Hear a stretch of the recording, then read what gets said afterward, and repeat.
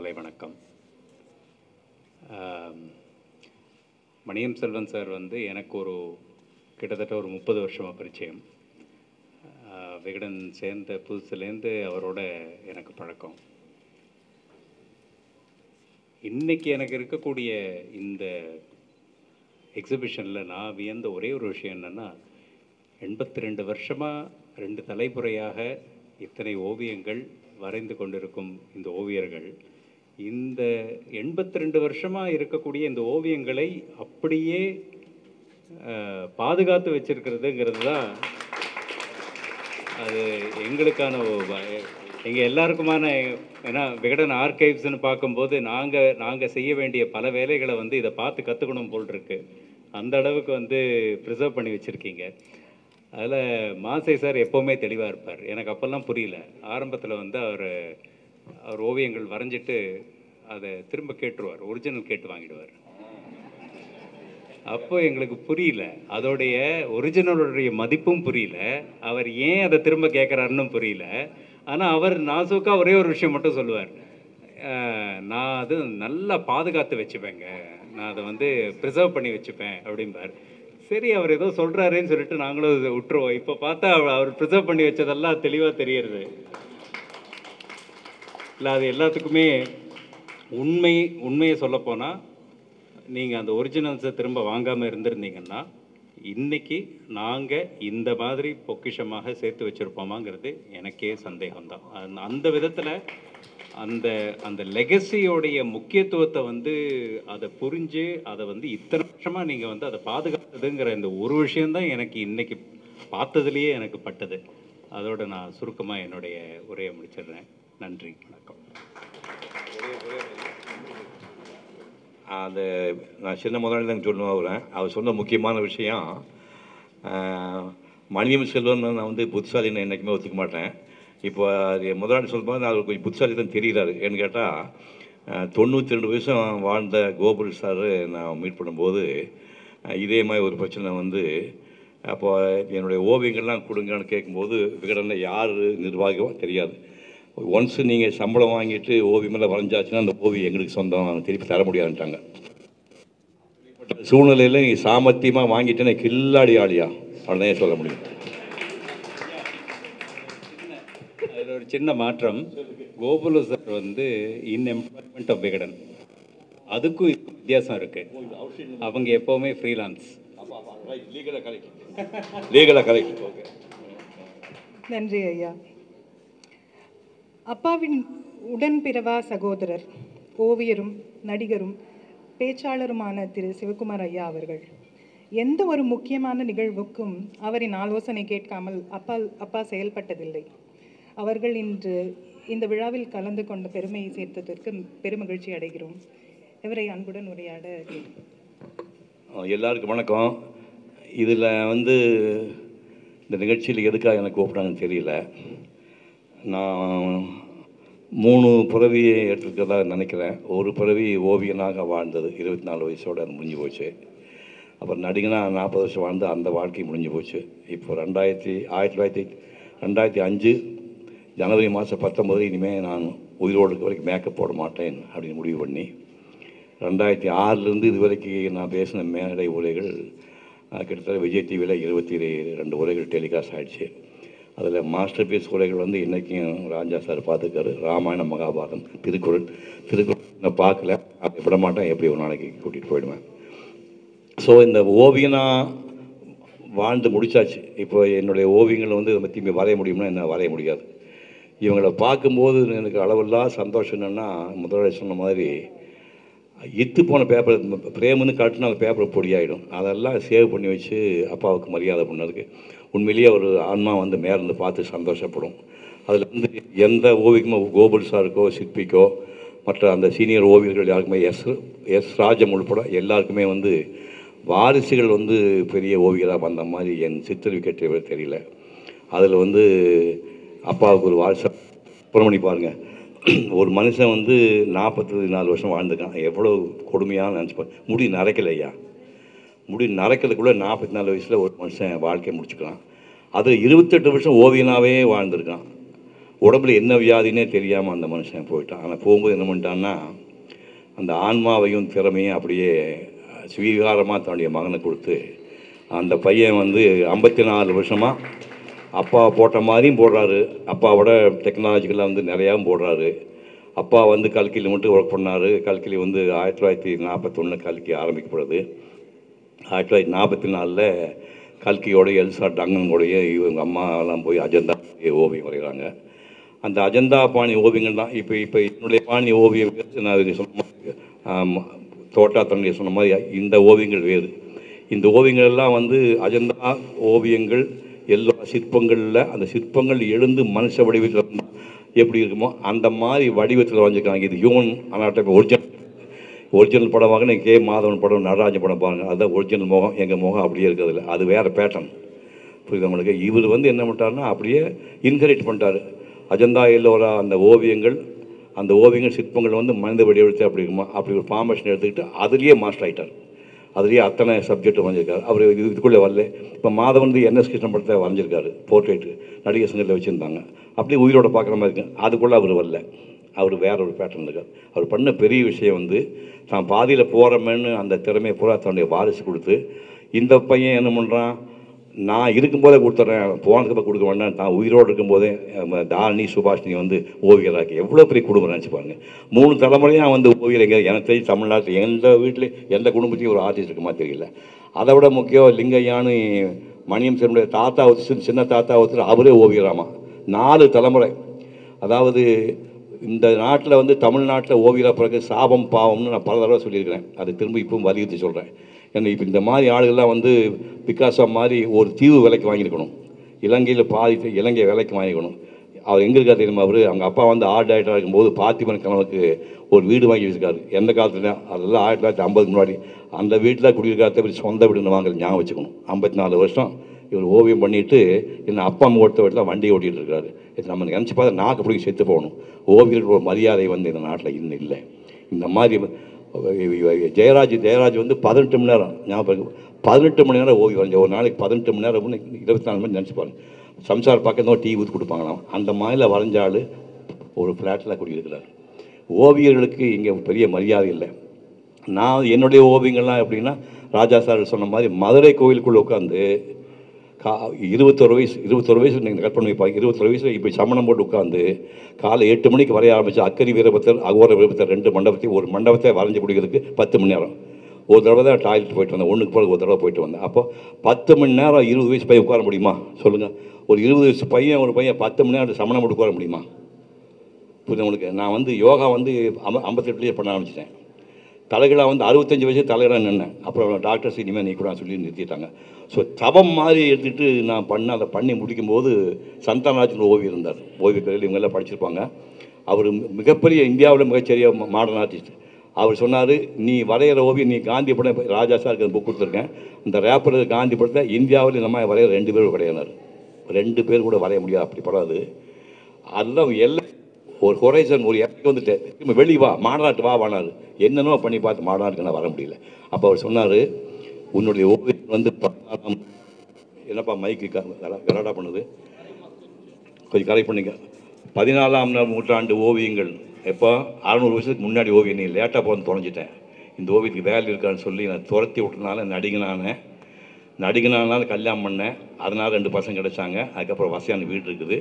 அந்த பசங்க வந்து இத்தனை வருஷம் கழிச்சு 1965க்கு முன்னாடி வரைஞ்ச ஓவியங்களை போல காஃபி டேபிள் புக்காக போட்டு கொடுத்துருக்காங்க.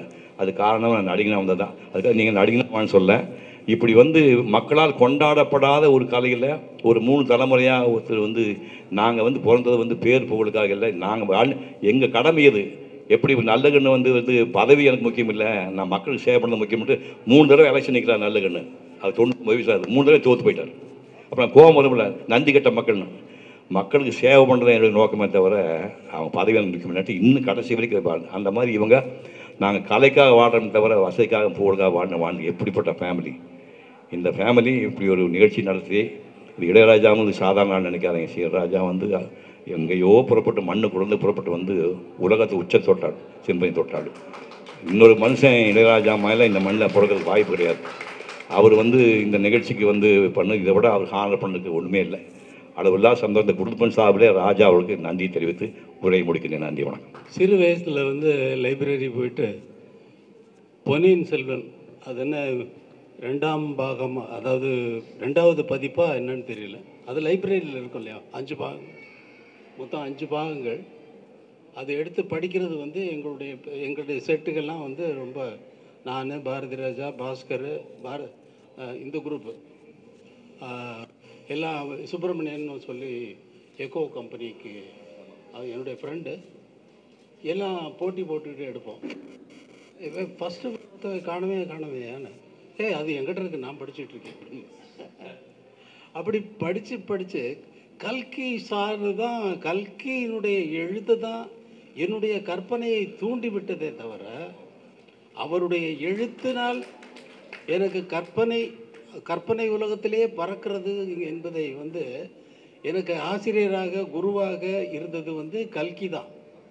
அவருடைய ஜோக்ஸும் சரி, அந்த வந்தியத்தேவன் அடிக்கிற ஜோக்கு, வந்தியத்தேவன் குந்தவைக்கு இருக்கிற காதல், இதெல்லாம் வந்து என்னுடைய கற்பனைகளை தூண்டிவிட்ட சமாச்சாரங்கள். இந்த வந்தியத்தேவனையும் குந்தவையையும் மணியன் சார் வரைஞ்ச அந்த உருவங்கள் தான் எனக்கு கண் முன்னாடி வந்ததே தவிர, பொன்னியின் செல்வனை பார்க்குற மாதிரியே இல்லை. எனக்கு குறை சொல்கிறேன்னு நினைக்காதீங்க. அந்த அளவுக்கு தாக்கம் இளவயதில் வந்து நான் படித்து இந்த பொன்னியின் செல்வன் 5 பாகத்தை எத்தனை தடவை படிச்சிருப்பேன்னு எனக்கு தெரியாது, ஞாபகம். கணக்கு வழக்கற்ற தடவை படிச்சிருப்பேன். அதே போல் கற்பனை உலகத்தில் மிதக்க வைத்தது அந்த பொன்னியின் செல்வன்கிற அந்த நாவல் தான். ஜெயகாந்தன் பெரிய எழுத்தாளர். எனக்கு பிற்காலத்தில் அவர் ஆசானுமானார், அதாவது குருவுமானார், எல்லாம் ஆனார்.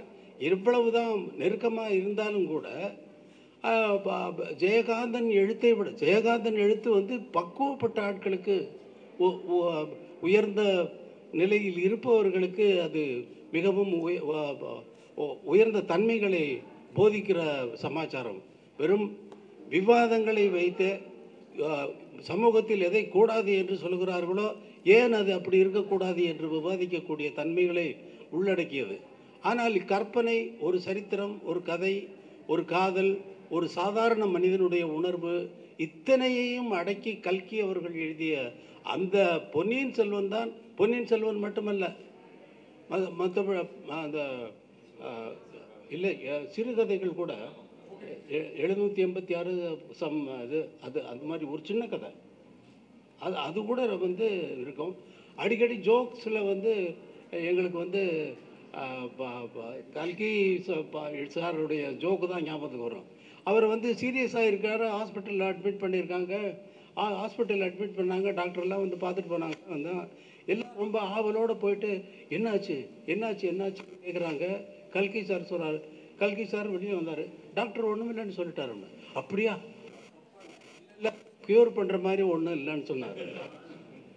இந்த ஜோக்ஸு இதெல்லாம் வந்து இப்போ நான், பாரதி ராஜா, பாஸ்கர் எல்லாம் வந்து ராம் தியேட்டருக்கு எதிர்த்தாப்பில் ஒரு சின்ன வீட்டில் குடியிருந்துட்டு வெளியில் வரும் பொழுது யாராவது சிரிச்சுட்டு வந்தாங்கன்னா கல்கி சார் தான் தூண்டி விட்டது இந்த ஜோக்ஸ் எல்லாம் அடிக்கிறது. எல்லாம் 3 நாள் பட்டினி, எல்லாம் வழியில் வருவோம். எதிர்த்தாப்பில் 3 பேர் வருவாங்க, சிரிச்சுக்கிட்டே வருவான். இவன் டிஃபன் சாப்பிட்டு வராயா, அதான் ஏன் சிரிக்கிறான் அப்படின்னு ஜோக் அடிப்பான். இதுக்கெல்லாம் வித்திட்டவர் கல்கி. இங்கே சார் சொல்கிறப்ப சொன்னார், வாசன் சார் சொல்கிறாரு, 86 வருஷம் இதை கட்டி காத்து வந்தார்களே, அதை எத்தனை பாராட்டினாலும் தகும் என்ற பாராட்டு. நான் 46 வருஷம் என்னுடைய இசையை அன்னக்கிளியிலிருந்து இதுவரை சேகரித்து வைக்க வேண்டும் என்று நான் எழுதிய நோட்ஸ் எல்லாம் தேடி ஒரு ஆர்கைவ்ஸ் உண்டு பண்ணுறதுக்காக தேடினா பல படங்களுடைய நோட்ஸை காணும். சில படங்களுடைய நோட்ஸ் வந்து இவர் சார் சொன்னார், இத்து போன மாதிரி, இத்து விழுகிறது. நான் வந்து ரொம்ப ஃபாஸ்டான மியூசிக் எழுதுறதுனால ஒரே ஒரு லைனில் தான் அத்தனை விஷயங்களையும் உள்ளடக்கி எழுதுவேன். வயலன்ஸ் இருக்குன்னா ஒரு 5 லைன் இருக்கும் மியூசிக் மேனுஸ்கிரிப்டில். 5 லைனில் வயலினுக்கு எழுதுறேன். ஃப்ளூட் எங்கே எழுதுறது, ஃப்ளூட்டுக்கு ஒரு லைன் விட்டு ஃப்ளூட்னு போட்டுட்டு ஃப்ளூட்டுக்கு எழுதியிருப்பேன். அதுக்கப்புறம் செல்லோ, வியாலோஸு, செல்லோ, பேஸு, அப்புறம் கார்ட்ஸு, கிட்டார் வாசிக்கிறவனுக்கு கார்ட்ஸு, பேஸ் வாசிக்கிறவனுக்கு பேஸ் பேட்டர்ன் என்னன்றதில் ஒரே லைனில் போகும். அத்தனையும் உள்ளடக்கி ஒரே லைனில் எழுதியிருப்பேன் நான். அவ்வளவு. இப்போ தான் வந்து ஓப்பன் ஸ்கோராக எழுதுகிறேன். ஒவ்வொரு இன்ஸ்ட்ருமெண்ட்டுக்கும் தனித்தனியாக எழுதணும்னு. இதில் வந்து முக்கியமான விஷயம் என்னென்னா, என்னுடைய இதில் இருக்கக்கூடிய ஒரு டிஃபிகல்ட்டி, ஒரு ஓவியன் எப்படி முழு ஓவியத்தை கற்பனை செய்து அத்தனை பாத்திரங்களுக்கும் ஒரு இடம் கொடுத்து அது அவர்களை எவ்வளவு பெரிதாக வரைய வேண்டும், எவ்வளவு அந்த ப்ரப்போர்ஷனேட் இது இருக்கு இல்லையா, அதெல்லாம் வந்து ஒரே கற்பனையில் ஒரு தடவை சிந்திச்சோன்னா போகிறோம். ஆனால் இங்கே வந்து விஷயம் என்னென்னா, என்னுடைய கற்பனை போகிற வேகத்திற்கு நான் ஒரே ஒரு வாத்தியத்திற்கு தான் எழுத முடியும். அதற்குள்ள அடுத்த வாத்தியத்துக்கு எழுதும் பொழுது இந்த தொடர்ச்சியாக வந்த ஃப்ரேஸ் வந்து மறுபடியும் ஞாபகத்துக்கு வராது. அங்கே பிரேக் ஆகிடும். ஏன்னா இங்கே எழுதிட்டு போகிறப்ப நொட்டேஷனில் நான் தப்பாக எழுதிடக்கூடாது. போயிட்டு எழுதிட்டு அதையெல்லாம் மீறி நான் எழுதுவது மியூசிக்காக வந்து உங்கள் அனைவருடைய மனதிலும் உள்ளே புகுந்து நான் போடுற கோடு எப்படிங்க உங்கள் மனசை தொடும்? நான் கேட்குறேன், இது என்ன மாயம்? இன்னும் அப்படியே நடந்து கொண்டு இருக்கிறது. நான் வெறும் கோடு தான் போடுறேன். ஓவியர் மாதிரி தான் கோடு தான் போடுறேன். அதுக்கு இந்த உணர்வு எப்படி வரும்? அதாவது வாழ்க்கையை நான் கேட்குறேன், படம் பண்ணிகிட்டு இருக்கேன். டெய்லி போவோம்னா 7 மணிக்கு போவோம், படம் ஓடும். அது ஒரு 10 நிமிஷம் ஓடும். 10 நிமிஷம் ஓடினோடனே வந்து மியூசிக் எழுத ஆரம்பிச்சிடுவேன். அதுக்கு போயிடும். அவங்க நோட்ஸ் எல்லாம் எடுத்துடுவாங்க. பால்கியை 4ஆவது நாள் கூப்பிட்டேன். பால்கி, இது வரைக்கும் நீங்கள் என்ன அப்சர்வ் பண்ணீங்க? டெய்லி நான் வர்றேன், மியூசிக் எழுதுறேன் இல்லையா, என்ன அப்சர்வ் பண்ணீங்கன்னு கேட்டேன். அவர் சொன்னார், sir you are coming and you are seeing the reel and you are starting immediately and writing music. It songs it goes with the picture very good அப்படின்னு அவர் சொன்னார். யூ டிடன்ட் அப்சர்வ் எனிதிங் அப்படின்னார். What you mean by sir what you mean அப்படின்றார். பால்கி, நான் daily ஆஃபீஸ்க்கு வர்ற மாதிரி, clerk வர்ற மாதிரி நான் வர்றேன். வந்த உடனே ரீல் போடுறீங்க, படத்தை பார்க்குறேன். படத்தை பார்த்துட்டு அடுத்த நிமிஷமே உட்காந்து மேனுஸ்கிரிப்ட் எடுத்து நான் எழுத ஆரம்பிக்கிறேன். நான் எழுதுகின்ற அந்த நிமிடத்தில், அந்த நொடியில் நீங்கள் எடுத்த படத்திற்கு, நீங்கள் எடுத்த அதில் நடித்திருக்கக்கூடிய பாத்திரங்களின் உணர்வுகளுக்கு ஏற்ப அந்த உணர்வை தூண்டுகிற மாதிரி, தொடுகிற மாதிரி அந்த நிமிடத்தில் அந்த பேனாவில், அந்த பேப்பரில் இந்த நோட்ஸு, நான் எழுதுகிற நோட்ஸு எப்படி அங்கே போய் மேட்ச் ஆகுது அப்படின்னு கேட்டேன். சார் என்ன சார் இது, என்ன எனக்கே புரியாத வாழ்க்கை எப்படி பண்ணுறீங்க அப்படின்னு கேட்டார். எனக்கே தெரியாது வாழ்க்கை. The moment I put my pen on the paper, it comes automatically. Whenever I finish write, அந்த ரைட்டிங் எப்போ முடியுதோ அப்போ ரீலில் அந்த சீக்வன்ஸ் முடிஞ்சிருக்கும். இப்போ ரீலில் அந்த சீக்வன்ஸ் முடிஞ்சிருக்கும். இது ஒரு ரீல் போட்ட அண்ணா, நான் வேலை செஞ்ச ஹீரோக்கள்லேயே அதிகமான ஹீரோவுக்கு நான் இசையமைச்சது உங்களுக்கு தான். ஆமையா, ஒரு ஹீரோவுக்கு அதிகமாக நான் வேலை செஞ்சுருக்கேன்னா அது சிவகுமார் அண்ணனுக்கு தான். முதல் படத்துலேருந்து எத்தனை படம், அதான் கண்ணன் ஒரு கை குழந்தை என்ன மறக்க முடியுமா? சின்ன கண்ணன் அழைக்கிறேன் நான் விட்டுருவார் அவர். என் கண்மணி. அது மாதிரி இது எப்படி போய் அமைகிறது என்று தெரியவில்லை. முக்கியமான விஷயம் என்னென்னா, 86 வருடம் அவர்கள் பாதுகாத்ததை நான் 46 வருடம் கூட இன்னும் கடக்கவில்லை. என்னுடைய நோட்ஸுகளை காணோம். யார் எடுத்துகிட்டு போனாங்க? திருடிட்டு போனாங்களா? வெளியில் இப்போ என்ன இது பண்ணாங்க? இல்லை காப்பி அடிக்கிறதுக்காக எடுத்துகிட்டு போனாங்களா? ஒன்றும் தெரியலை. நிறைய படங்கள் மிஸ்ஸிங். இப்போ ஓரளவுக்கு எல்லாம் கலெக்ட் பண்ணி வச்சுட்டோம். இல்லைன்னா வந்து இப்போ வந்து மறுபடியும் இந்த ரெக்கார்டு ஒலிப்பதிவை தேடி பிடிச்சி மறுபடியும் எழுத ஆரம்பிக்கணும். இண்டிவிஜுவலாக எழுதணும். ஒரே லைனில் இருந்ததெல்லாம் இப்போ நான் வந்து ஓப்பன் ஸ்கோராக எழுதி ஆகணும். அது பெரிய விஷயம். அது வந்து மணியன் மாசேவை வந்து நான் பார்த்து அதில் வந்து தெரிஞ்சுக்கிட்டேன். நானே போய் இதெல்லாம் கலெக்ட் பண்ண முடியாது. ஆட்கள்கிட்ட சொல்லி அதெல்லாம் தேடி பிடிக்கடா பாவிகளா அப்படின்னு சொல்லி எனக்கிட வேலை செய்கிறவனுங்க பாவிகள். தேடி பிடிக்கடா பாவிகள்னா எனக்கு கீழே வேலை செய்கிறவங்களை தான் நான் திட்ட முடியும், மற்றவங்களும் திட்ட முடியாது. அதனால் இந்த இந்த இந்த ஒரு நொடியை இந்த இந்த நாளை இன்றைக்கு வந்து பகவான் ரமணர் பிறந்த நாள். காலையில் அங்கே பகவான் ரமணருடைய அந்த பிறந்த நாள் விழா கொண்டாட்டத்தில் கலந்து கொண்டு சாயங்காலம் வருகிறேன், இங்கே இந்த நிகழ்ச்சிக்கு நான் வருகிறேன் என்று ஒத்துக்கொண்டதை மறந்து விட்டேன். மறந்து வந்து வெற்றிமாறனுடைய விடுதலை பார்ட் 2க்கு இசையமைப்பதற்காக அவர் படம் எனக்கு காட்டுவதற்காக இன்று ஸ்டுடியோவுக்கு வந்தார். அவருடன் உட்கார்ந்து படம் பார்ப்பதற்காக போய் உட்கார்ந்துருக்கிறேன். உட்கார்ந்துருக்கும்போது மணியன் செல்வனுடைய மகன் வந்திருக்கிறார் அப்படின்னாங்க. ஐயோ இன்னைக்காவது இன்னும் மறந்தே போயிட்டேனே அப்படின்னு சொல்லிட்டு அப்புறம் வெற்றிமாறன் அனுப்பிச்சிட்டு நான் இங்கே வந்து நல்ல வேளை மறந்து நான் வந்து கொடுத்த வாக்கை வந்து இல்லை நான் தவறுனவன் ஆகிடுவேன் இல்லையா, இல்லை அதுக்காகத்தான் கொடுத்த வாக்கை காப்பாற்றும்பாறு பகவான் ரமணருடைய அருளினால் நான் இங்கே வந்ததும் மணியன் செல்வன் அவர்களை வாழ்த்துவதற்கு ஒரு சந்தர்ப்பத்தை ஏற்படுத்தி கொடுத்த மணியன் செல்வன் அவர்களுக்கும் அவர்களுடைய குடும்பத்தாருக்கும் என்னுடைய மனமார்ந்த நன்றியை தெரிவித்துக் கொள்கிறேன். நீண்ட ஆயுள், நிறை செல்வம், ஓங்கு புகழ், மெஞ்ஞானம் பெற்று நீடூழி வாழ எல்லாம் வல்ல இறைவனை மணியன் செல்வனுக்கு அருள வேண்டும் என்று பிரார்த்திக்கிறேன். நன்றி, வணக்கம். செம்மொழி மாநாடு கலைஞர் கோயம்புத்தூரில் பண்ணார். அந்த செம்மொழி மாநாட்டுக்கு உயிர் கொடுத்தாள் தோட்டாத்தரணி செம்மொழி மாநாட்டுக்கு உயிர் கொடுத்தாள். நீங்கள் அந்த அந்த கற்பனையே பண்ண முடியல. அந்த வந்து 10-12 நாள் நிகழ்ச்சிக்கு அரங்கமாக இருக்கட்டும், செட் ஆகட்டும், எல்லா சகலமான விஷயத்தையும் அவர் பண்ணதை லைஃப்பில் மறக்கவே முடியாது. இப்போ நான் கையில் வச்சுருக்கிறது தான் நான் சொன்னேன், ஒரு பிறவி முதல் பிறவி எடுத்தது. ஒரு 4-5 படங்கள் மட்டும்தான் அவங்க காட்டுவேன், ஜாஸ்தி காட்ட மாட்டேன். எங்கேயுமே போய் யாரும் சொல்லிக் கொடுக்காம மோகன்லால் அப்ரெண்டிஸாக ஒரு தோசை கொடுப்பாங்க, நான் காஃபி சாப்பிட மாட்டேன். அது டம்ளர் ஹார்லிக்ஸ் சாப்பிட்டு என்னுடைய 17 வயசில் வரைஞ்ச, யாரும் சொல்லிக் கொடுக்காம வரைஞ்ச ஓவியம் 10 கமாண்ட்மெண்ட்ஸில் பிரின்ஸ், ஷெப்பர்டு, மோசஸ் 3 கேரக்டரும் பாருங்கள். யாரும் சொல்லிக் கொடுக்காம நானாக வரைஞ்சது. 16 வயசு இதை நான் வரையும் போது எனக்கு 16 வயசு. அப்புறம் ஓவியக் கல்வியில் சேர்ந்து எனக்கு 22 வயசு இருக்கும்போது திருவண்ணாமலையில் விருதுநகர் நாடார் சத்திரம் இருக்குது. அங்கே ஓசியில் தங்கிட்டு, தம்பி இங்கே வந்து படுக்கிறதுக்கு மட்டும் வந்துட்டு குளிக்கிறதெல்லாம் வெளியில் குளிச்சுக்கணும், 2 நாளைக்கு ஒரு தடவை 4 நாள் குளித்து ஒரு ஹோட்டலில் குளிச்சுட்டு பப்ளிக் பேச டாய்லெட்டுக்கு போயிட்டு நான் வந்து திருவண்ணாமலை 1963 சன்னதி தெருவில் போய் போனேன். ஒரு வீட்டில் மாடியில் ஏங்கல் நல்லா இருக்குன்னு தோணுச்சு. உள்ளே போய் எட்டி பார்த்தா ஒரு பொண்ணு அப்போ தான் புதுசாக தாலி கட்டி இருக்குது, மஞ்சள் பொண்ணு காயில்.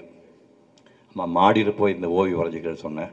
ஒரு மாதிரி பார்த்து தொப்பி வச்சுக்கணும் பயந்துட்டாங்க, நல்ல பையன் தப்பெல்லாம் பண்ண மாட்டேன். ஒரு சந்தேகம் வந்து மாடி அனுப்பி உள்பக்கம் பூட்டிங்கன்னு சொன்னேன். உள்ளே மேலே அனுப்பிட்டு உள்ளே பூட்டிடுச்சு. இப்போ மாடியில் உட்காந்து 3 மணி நேரம் திருவண்ணாமலை கோயில் வரைஞ்சது தான் இந்த ஓவியம்.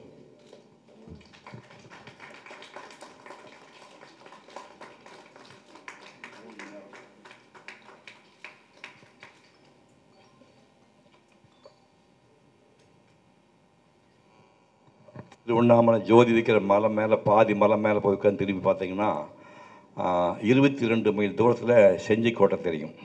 22 மைல் தூரத்தில் ஹேசியாக லைட்டாக வந்து ப்ளூ கலர் தெரியும். அதுக்கப்புறம் வயக்காடு தெரியும், காஞ்சிபுரம் பகுதி தெரியும், தோப்புகள் தெரியும். அப்படியே வந்து 4 கோபுரங்கள், 4 கோபுரத்து பின்னணியில் தூரத்தில் மலைகள், செஞ்சிக்கோட்டை. இது வந்து 8 மணி நேரம் காலையில் 8 மணிக்கு வந்து சாயங்காலம் 4 வரைக்கும் சிங்கிள் ஷீட்டிங்கில் வரைஞ்ச ஓவியம் இது.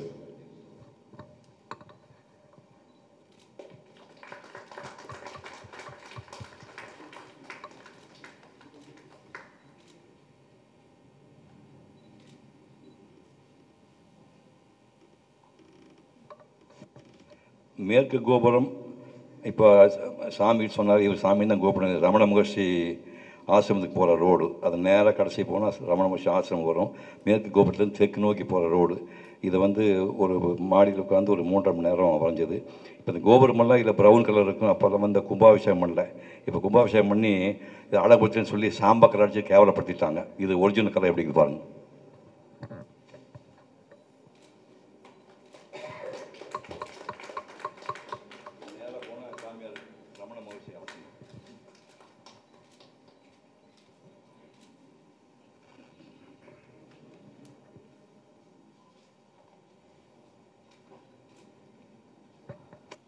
கன்னியாகுமரி காந்தி மண்டபம் கடைசியாக வந்து நான் போய் வரைஞ்சது 64 இதுக்கப்புறம் நடிக்கிறதுக்கு வந்துட்டேன். கடைசியாக வந்து அங்கே ஒரு தர்மச்சத்திரம் போது கன்னியாகுமரி கோயில் பக்கத்தில் தர்மச்சத்திரம் 2 ரூபா வாடகை. அந்த 2 ரூபா வாடகையில் இந்த பேப்பர் பையெல்லாம் வச்சுட்டு வெளியில் காற்றாட வெளியில் படுத்துக்குவோம். குளிக்கிறதெல்லாம் வந்து ஆத்தோட்டத்தில் குடிச்சிக்க வேண்டியதுதான். அப்படி வந்து 1964 எந்த இடத்துல உட்காந்து கன்னியாகுமரி காந்தி மண்டபம் வரைஞ்சனோ அதுக்கப்புறம் சரியாக 6 ஆண்டுக்கு அப்புறம் அந்த இடத்துல உட்காந்து டுவைட் பாடுற வாய்ப்பு யாருக்கு வரும் கற்பனை பண்ணி பாருங்கள். 1970 எந்த இடத்துல உட்காந்து கன்னியாகுமரி காந்தி மண்டபம் வரைஞ்சனோ அந்த இடத்துல உட்காந்து டுவைட் பாடினேன். இதுதான் அந்த காந்தி மண்டபம்.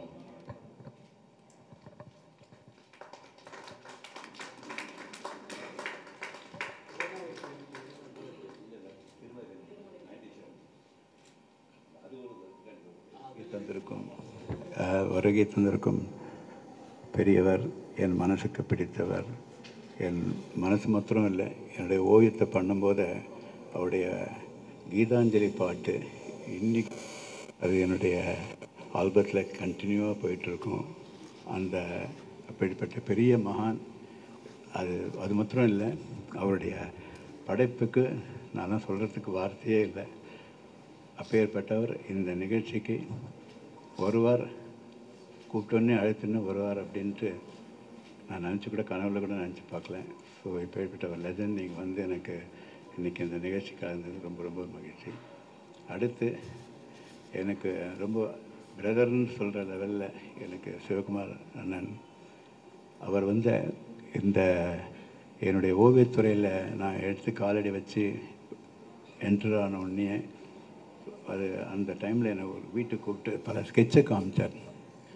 அந்த ஓவியத்தினுடைய ஸ்கெட்ச் வந்து ஒரு காலேஜில் படிச்சிருந்தது. இப்போ என்னுடைய ப்ரிசர்வ் பண்ணி இருக்கிற பற்றி சொல்கிறாரு. ஆனால் அவருடைய கலெக்ஷனை ஒரு ஸ்கெட்ச் புக்கு, ஒரு 4-5 ஸ்கெட்ச் புக்கு பார்த்துட்டு அவர்கிட்டேருந்து பத்திரமாக வாங்கிட்டு போய் நான் பார்த்து நான் திருப்பி தரேன்னு சொல்கிற அளவுக்கு அப்படி ஒரு அற்புதமான ஒரு படைப்புக்களை ஸ்கெட்சை காலேஜில் யூஸ்வலாக 6 வருஷம் படித்தது வந்து கிட்டத்தட்ட அவர் வாழ்நாள் ஃபுல்லாக இன்றைக்கி 82 வருஷம் பண்ண வேண்டிய ஒர்க்கை அந்த 6 வருஷத்தில் அவர் கம்ப்ளீட் பண்ணி அந்த ஒர்க்ஸை பண்ணியிருக்காருன்றது தான் என்னுடைய அனுமானமாக இருந்தது.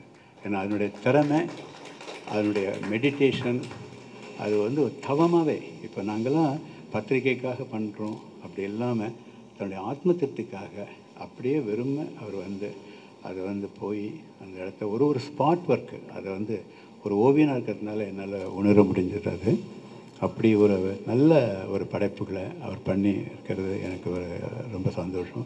அவர் வந்து என்னுடைய முதல் ஒரு எக்ஸிபிஷனுக்குள்ளேருந்து ஆரம்பித்து 1909 அதாவது 2009 ஒரு எக்ஸிபிஷன் வைக்கும்போது தான் அவர் அது பண்ணார். அதே மாதிரி அப்பாவுக்கு காலத்தை வென்றவர்கள்னு சொல்லி ஒரு நிகழ்ச்சி பண்ணும்போது தூர்தர்ஷனில் நான் வந்து ஜஸ்ட்டு ரிக்வெஸ்ட் பண்ணேன். அதை வந்து ரொம்ப அற்புதமாக அது வந்து வீட்டுக்கு வந்து ஷூட் பண்ணி அது கொடுத்துட்டு போனேன். அப்படியெல்லாம் ஒரு எல்லாரையும் என்னுடைய டெவலப்மெண்ட்டுக்கும் ரொம்ப முக்கிய காரணமானவர்.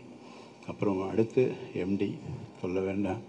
எனக்கு எஸ்எஸ் வாசன் சார் இருக்கும்போதே 69 அதுக்கு வாய்ப்புக்காக என்னோடய படங்கள்லாம் அவர் பார்த்து சான்ஸுக்காக கொடுத்தபோது பார்த்த டைமு அந்த 69 அதுக்கப்புறம் என்ன ரிசல்ட்டுன்னு தெரியாது, ஆனால் அந்த படத்தை பார்த்துட்டாரு அப்படின்னு தெரியும். அதுக்கப்புறம் அந்த டைமில் அவர் மரணமானதுனால அதுக்கப்புறம் அந்த பெரிய என்ன விகடன்றது ஒரு பெரும் கோட்டை. அதில் வந்து ஒரு பர்டிகுலர் அப்போல்லாம் ஒரு ஸ்டாஃப் மாத்திரம்தான் இருந்து ஒர்க் பண்ணுவாங்க ஒரு பத்திரிக்கைக்கு, இண்டிவிஜுவலாக ஒவ்வொரு இதுலையும். ஸோ அப்படி ஒரு பெரிய பத்திரிக்கையில் எனக்கு பாலசுப்ரமணியம் அவர்கள் வந்து ஆசிரியர் அவர் வந்து எனக்கு வாய்ப்பு கொடுத்ததும் சரி, அதுக்காக எனக்கு ஒரு பெரிய சர்ஃபேஸ் என்டையராக அது வந்து அற்புதம் கொடுத்து எனக்கு ஒரு வாய்ப்பு அளித்தார். இப்போ என் டாக்டர் சொன்ன மாதிரி அப்பாவுக்கு கல்கி கிடைச்ச மாதிரி எனக்கு விகடன் கிடச்சிது. அது மாத்திரம் இல்லை, கல்கியில் படம் போட்டு பொன்னியின் செல்வன் வந்தது பப்ளிஷ் பண்ணுறது அவர் எனக்கு ஆக்சுவலாக எப்படி சொல்கிறது, இப்போ எம்டின்னு உங்களுக்கு நான் பேர் சொல்கிறத விட அப்படி இல்லை அது மாதிரி அப்படி இருந்த ஒரு டைமில் அந்த டைமில் இருந்தாலும் கூட நீங்கள் அந்த பண்ணணும் அப்படின்ற உத்வேகம் கொடுத்து அந்த டைமில் இந்த புக்கு இன்னி வரைக்கும் அந்த 70 ஆண்டுகள் தாண்டியும் இப்போ அந்த அவருடைய படைப்புகள் உயிர் பெற்றிருக்கிற அந்த உயிர் ஓவியத்தை அதுக்கு ஒரு இதை கொடுத்து மதிப்பும் அதனுடைய வேல்யூவும் கொடுத்து அந்த புக்கில் போட்டு எல்லா படங்களோடையே பண்ணார் அவர். ஸோ இப்படி என்னுடைய இதெல்லாம் வந்து இது பண்ணும்போது என்னுடைய வாழ்க்கையில் நான் எனக்கு ஒரு நீண்ட நாள் கனவு இது வந்து இந்த எக்ஸிபிஷன் பண்ணணுன்ட்டு.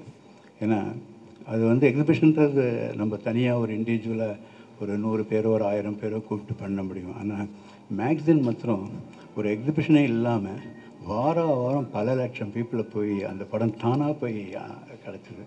ஸோ அது ஒரு பெரிய எங்களுக்கெல்லாம் ஒரு பெரிய என்கரேஜாக இருந்தது.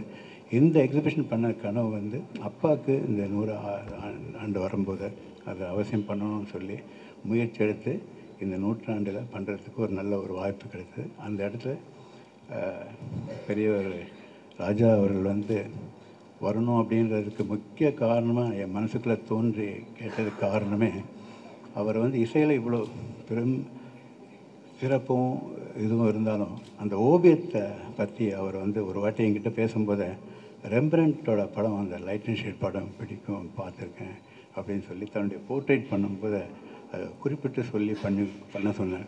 அப்போ எனக்கு ஆச்சரியமாக இருந்தது. இசையில் இருந்தாலும் கூட அந்த ஓவியத்து மேலே அந்த அவ்வளோ ஆர்வத்தோடு அதை கிரகிச்சிருக்கார் அப்படின்னு வரும்போது அவர் வந்து இந்த எல்லா கலைகளையும் அதை அப்சர்வ் பண்ணதுனால அவர் வந்து இந்த இடத்துக்கு வரணும்னு சொல்லி நான் ஆசைப்பட்டேன். அதே மாதிரி எனக்கு விகடன் வந்து எனக்கு ஒரு பெரிய சர்ஃபேஸ் தந்தது. அதுக்காக இவர் சீனிவாசன் வந்து நான் வரணும் அப்படின்ட்டு ஆசைப்பட்டேன். அண்ணன் சிவகுமார் அவர்கள் சொல்ல வேண்டாம், அவர் உடன் இருக்கிறதுனால என்னுடைய இதுக்கு வந்து ரொம்ப என்கரேஜ் பண்ணி எல்லா டைரெக்ஷனும் வந்துடும். எதிர்ப்பக்கம் தம்பி சொன்னா சொல்லணும் தோட்டதரணி என்னை காலேஜிலேருந்து நாங்கள்லாம் ரொம்ப ஸ்டூடெண்ட் சைக்கிள்லேயே டபுள்ஸ் எல்லாம் அடித்தாங்க நம்மலாம். ஸோ அப்படியெல்லாம் ஒரு ரொம்ப அற்புதமான நிகழ்வு வந்ததும் எனக்கு ரொம்ப பெருமை. இந்த நிகழ்வு என்னோடய வாழ்நாளில் எனக்கு கிடைச்ச ஒரு பெரும் பாக்கியமாகவும் இந்த பெரிய லெஜண்ட்ஸ் எல்லாம் வந்து இதை நடத்தி கொடுத்ததுக்கு அவங்களுக்கு ஒரு நன்றியும் என்னுடைய வணக்கத்தையும் தெரிவிச்சுக்கிறேன். நன்றி, வணக்கம்.